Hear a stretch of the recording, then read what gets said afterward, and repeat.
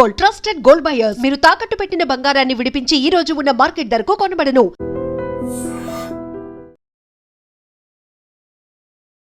కుటుంబ పోషణ కోసం కష్టపడుతున్న వారు ఒకరైతే, కుటుంబ ఆర్థిక పరిస్థితుల నుండి బయటికి నెట్టివేయబడాలి, నా కుటుంబం అంతా కూడా హ్యాపీగా ఉండాలి, ఆర్థిక కష్టాలన్నీ కూడా తొలగిపోవాలి, అదేవిధంగా చిన్నప్పటి నుంచి నేను కన్న కళ్ళన్నీ కూడా సాకారం కావాలి, నా తల్లిదండ్రులు కన్న కళ్ళన్నీ కూడా నిజం చేయాలి అని ఒక ఆశయం పెట్టుకున్న యువతి అక్షిత.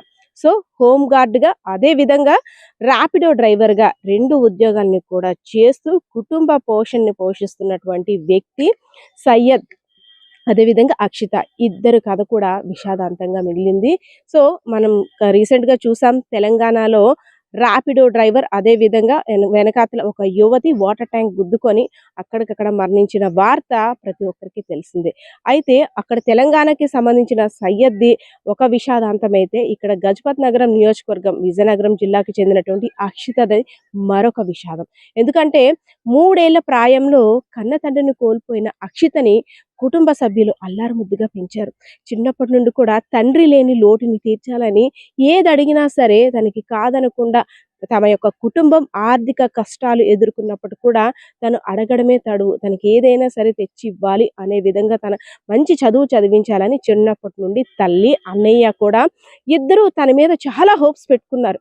ఏ రోజు కూడా నా తండ్రి నాకు లేడు అనే మాట తన నోటంట రాకూడదు, తన మనసులో ఆ భావన రాకూడదు అనే ఆలోచనతోటే చెల్లి ఏదడిగినా కాదనలేదు. అదే తరుణంలో ఒక మంచి చదువు చదివించాలి.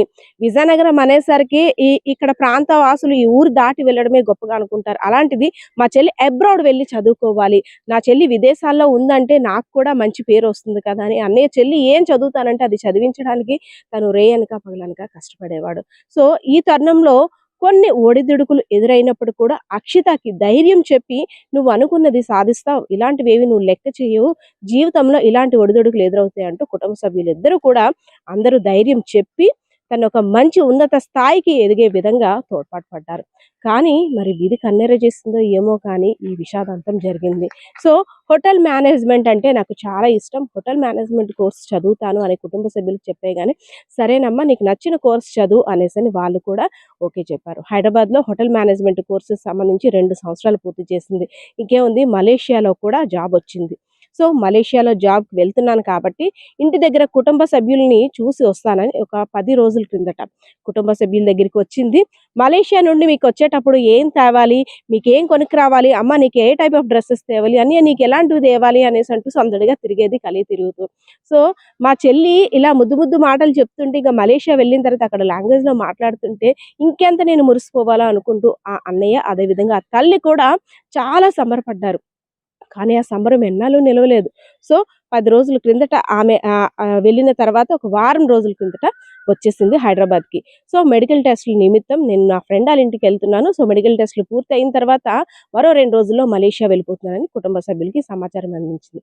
మెడికల్ టెస్టులు పూర్తయ్యి ఫ్రెండ్ ఇంటికి వెళ్ళే తరుణంలో ఒక్కసారిగా బలంగా వాటర్ ట్యాంకర్ ఢీకొనడంతో అక్కడ సయ్యద్, అదేవిధంగా అక్షిత కిందన పడిపోయారు. తలకు తీవ్రమైన గాయం అవ్వడంతో ఒక్కసారిగా అక్కడే ఆ పరిస్థితి అంతా కూడా చేదాటిపోయింది. ఈ విషయం తెలుసుకున్న కుటుంబ సభ్యులు, తల్లి, అదేవిధంగా అన్నయ్య ఒక్కసారిగా దిగ్భ్రాంతికి గురయ్యారు. ఎందుకంటే మెడికల్ టెస్ట్కి సంబంధించి తనేమో చెప్తుందేమో అని ఆలోచిస్తున్న తరుణంలో ఇలాంటి విషాద వార్త వచ్చిందని ఆ తల్లి గుండెలు పగిలేలా రోధిస్తుంది. సో ఏదైతేనే చిన్నప్పుడు తండ్రిని కోల్పోయింది, అదేవిధంగా ఎన్నో కష్టాలని ఒడిదుడుకుల్ని ఎదుర్కొంది, కొంతమంది చేతిలో మాయ మాటలకి మోసపోయి మళ్ళీ తనేంటో ప్రూవ్ చేసుకుంటుందన్న తరుణంలో దేవుడు ఇలా చేశాడు అంటూ కూడా నెత్తినోరు బాదుకున్న పరిస్థితి అయితే విజయనగరం జిల్లా గజపతి నగరం నియోజకవర్గంలో కనిపిస్తా ఉంది. ఆ తల్లి, అదేవిధంగా ఆ కుటుంబ సభ్యులు అన్నయ్య రోదనలు అయితే మాత్రం మిన్నంటాయి. మా చెల్లి మలేషియా నుండి తిరిగి ఎప్పుడు వస్తుందా అని అడగాల్సింది పోయి, ఇంకా రాదు, ఈ జన్మలో ఇంకా నా చెల్లి నాకు కనిపించదు అనే విధంగా ఆ దేవుడు తీసుకెళ్ళిపోయాడంటూ అన్నయ్య కూడా బాధను వ్యక్తం చేస్తున్న పరిస్థితి. సో ఆమె డ్యాన్స్ చేస్తున్న వీడియోస్, అదేవిధంగా సాంప్రదాయంగా పండక్కి ఏదైనా వస్తే ఒక మహాలక్ష్మిలా తయారయ్యి నట్టింట సందడి చేసేది. ఆ ఫోటోలు చూస్తూ ఆ తల్లి అయితే మాత్రం కన్నీటి పర్యంతం అవుతుంది. సో ఈ బాధ అయితే మాత్రం ఇంకా ఎవరు కూడా ఈ లోటుని తీర్చలేదని చెప్పుకోవచ్చు.